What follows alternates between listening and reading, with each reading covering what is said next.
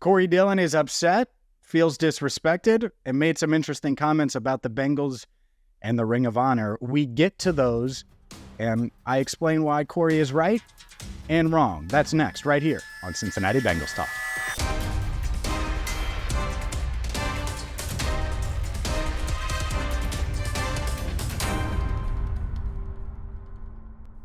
Hi again, everyone, and welcome into CBT. I'm James Rapien of allbengals.com. Hit that subscribe button, ring the bell, and buckle up because we're just a few weeks away from training camp, and we're going to have you covered all things Bengals daily, training camp reports, interviews from the locker room, interviews on the field, highlights. We're going to have you covered.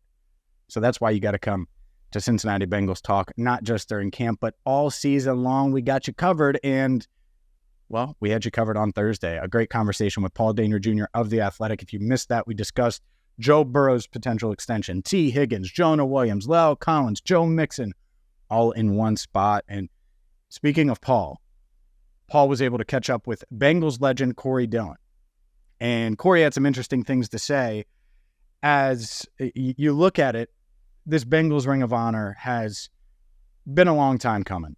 And when they announced it a few years ago, it was like, finally, thank you. I know I was excited about it. I think most of you, if not all of you, were excited about it. And now the gripe, and I think it's a fair criticism, is the fact that, well, there's such a backlog of guys. They're playing catch-up. And inducting two every year, there are going to be guys that should have been in a long time ago, but remain on the outside looking in. And Corey Dillon clearly frustrated with the process here of the Bengals Ring of Honor. And I'm just going to read a couple of lines from Paul's piece. But he says, you know the bleepery that's going on. We can shoot this straight. That's the only way I like it. Also said, you can quote me word for word, print it, because nobody gets this stuff. And I'm editing it a bit for the young ears out there. I want it exactly how I told you. No spins, no nothing. And basically, he's frustrated with the Ring of Honor process. He says, it's damn near criminal what voters are pulling off, to be honest with you. Did I not play for them? I don't know, bro. I'm curious about that because it looks like they're glossing over me. I'm pretty sure they will put bleeping John Kitna in there before they put me in. Matter of fact, Scott Mitchell will be in that mother bleeper too. And I read those things. And by the way, John Kitna, the closest he's going to get to the Bengals Ring of Honor is where he's currently at, head coach of Lakota East High School. It's cool that he's back in Cincinnati. So I get what Corey's doing there. Zero chance either of those guys ever get in. But he's frustrated. And he feels unappreciated. And that's the part of this that I think more than anything, more than the Ring of Honor, feels underappreciated.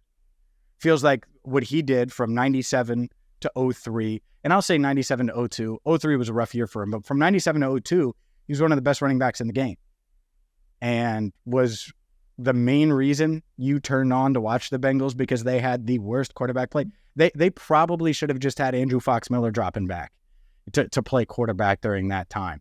It was rough, and we know that. And for those of you that don't remember that, it's probably a good thing because it was awful. And Corey Dillon was productive, and not just productive, record-setting, whether it was his 246 yards as a rookie, which was a rookie record at the time, his 278 yards in 2000 against the Broncos, the Bengals 0-6. The Broncos, I think, were the second best rushing defense in the NFL.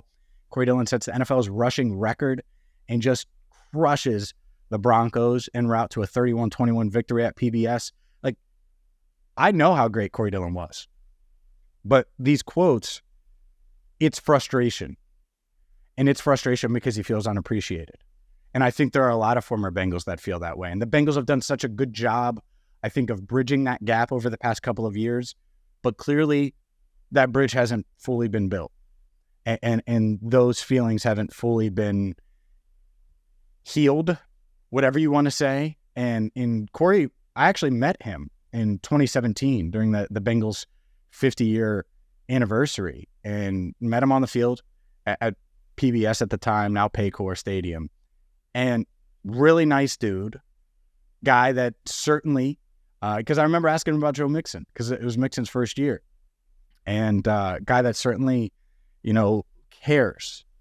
And that's the part of it. I think that these quotes, it shows he cares.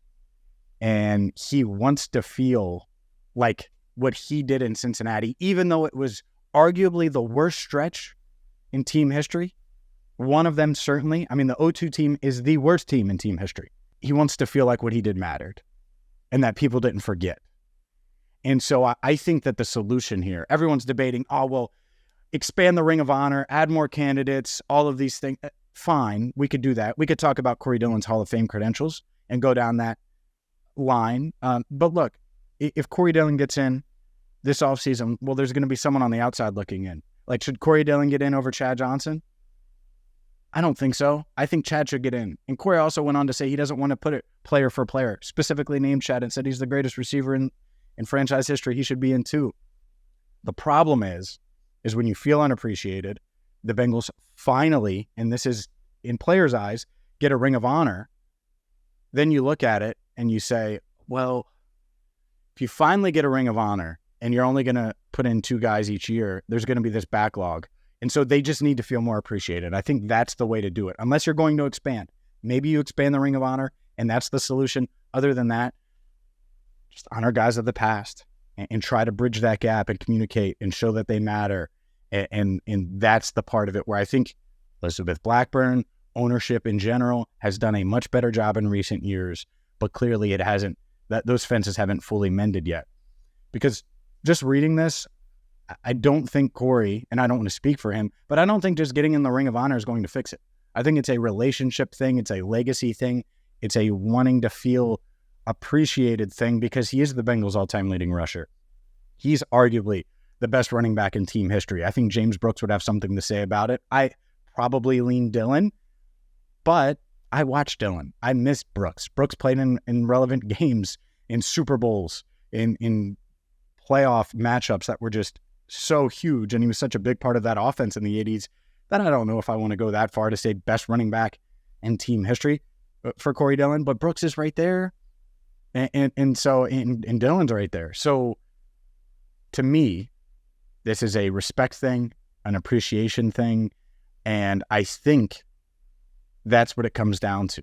And so, yeah, maybe they do expand the Ring of Honor. All I know is all of the nominees for this year are going to get in at some point, but there's a backlog. And whether it's Boomer Esiason, Chad Johnson, those guys should all be in.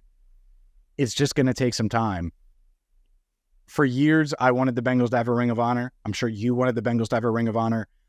Now that they have it, even if it isn't a perfect process, I don't want to whine, bitch, and moan about the process the entire time. I do want to enjoy it and acknowledge the greats. I think the key here is appreciating the past a bit more, showing guys that you love them, that you care about their legacy. And if you do that, then they might be a little bit more patient and not be as frustrated as Corey Dillon is right now with his current status or legacy, which I think he feels unappreciated, not just for what he did in Cincinnati, but his entire NFL career.